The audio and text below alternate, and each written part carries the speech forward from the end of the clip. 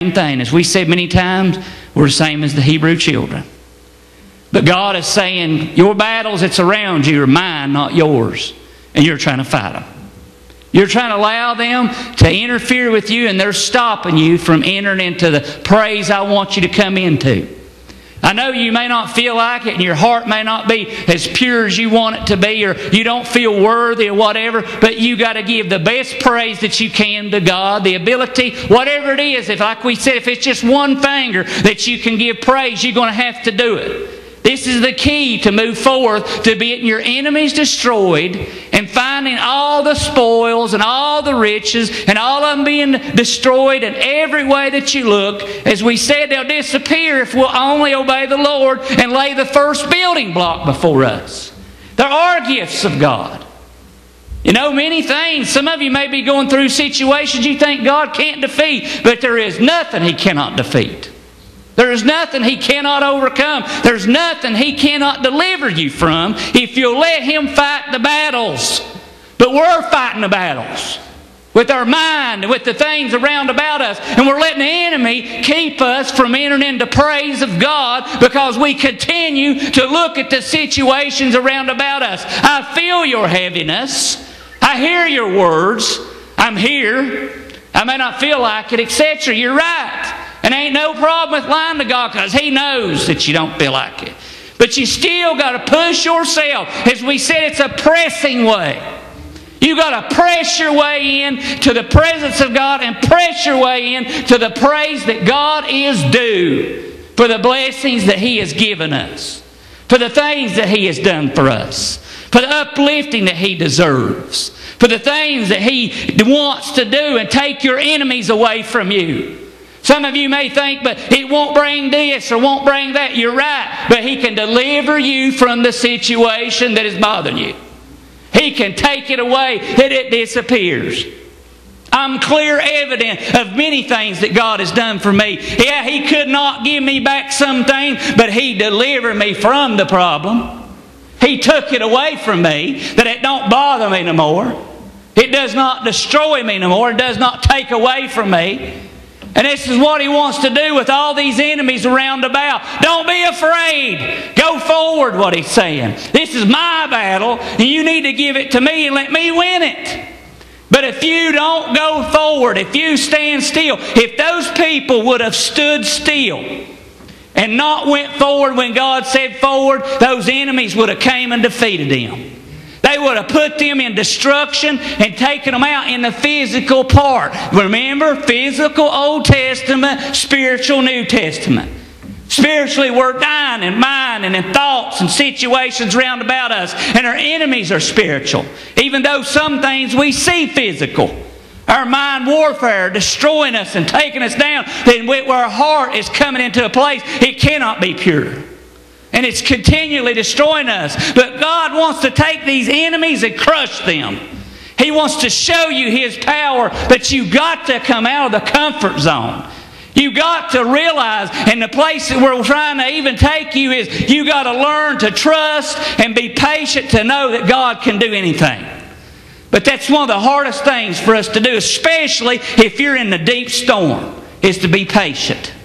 It's to wait upon God. You'll look for ease or escape every way that you can, trying to help yourself to be eased, and you can't do it. You're not going to find nothing because you want to look at people that's done it. How many drug addicts have you seen and alcoholics that's trying to find relief?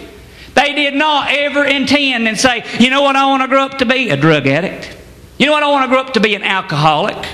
You want to know what they were looking for? Life. They were looking for life. And they couldn't find it because they didn't follow what God said to do.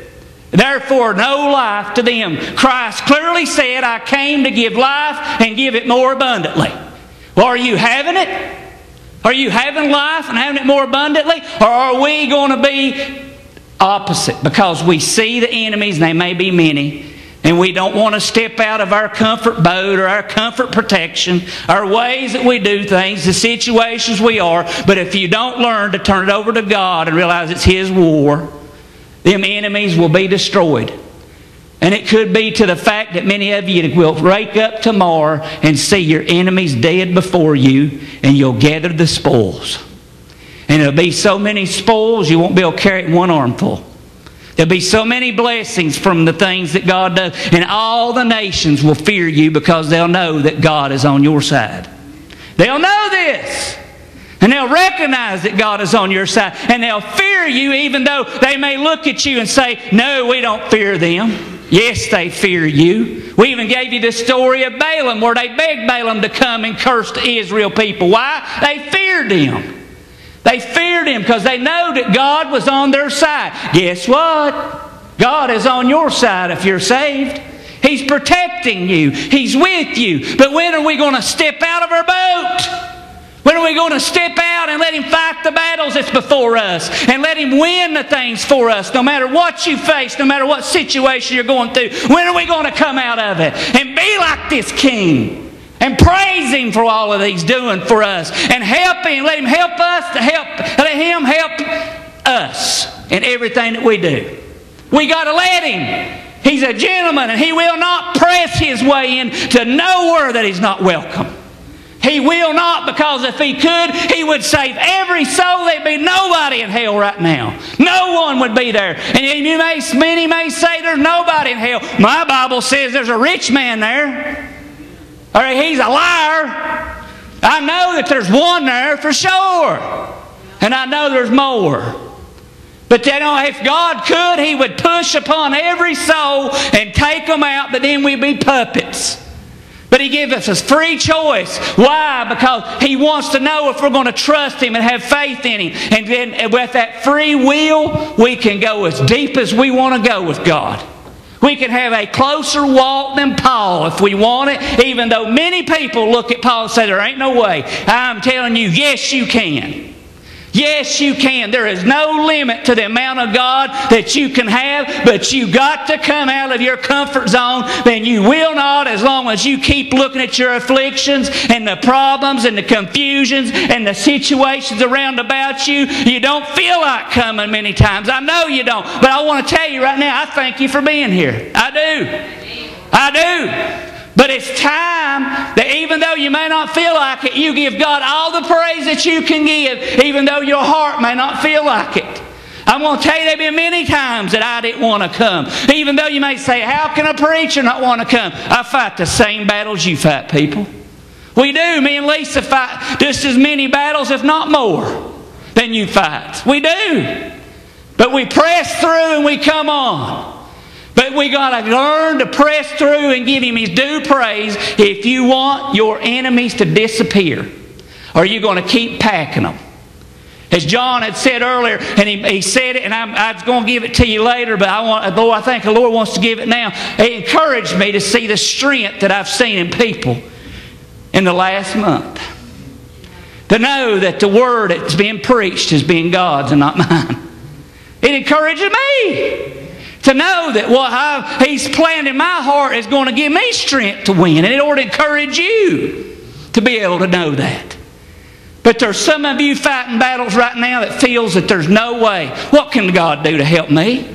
He can't do this, and He can't give back my daughter, may some of you be thinking, or my wife. You're right, exactly. He's not going to right now. But in heaven He will. But I can tell you what He can do. In Isaiah, He said, I bore your griefs, and I'm a witness. My mama's dead. Today's Mother's Day. But I'll tell you what, I ain't shed a tear since He delivered me. And I'm telling you, that gift is yours, but you got to give it to God. And that day I did when I come in that place. I said, God, I can't bear this cup no more. Take it from me. And when I welcomed Him in, He come and took it. He come and took it. So what can He take from you if He can take that from me? What can He not take away from us? What can He not defeat? What can He not overcome? As He said, if you just look at the universe and look at the things, as we talked about Job in the last service and what he faced and how he was confused and all the problems and how down he was and how he was so messed up and things. And then God said, I demand an answer from you. But is God demanding an answer from us? Why will you not praise me? Is He asking you that today? Even though you may not feel like it, why can't you just give me every bit that you can give me? Why can you not lift me up with everything that you can do? Why will you not just do the best that you can?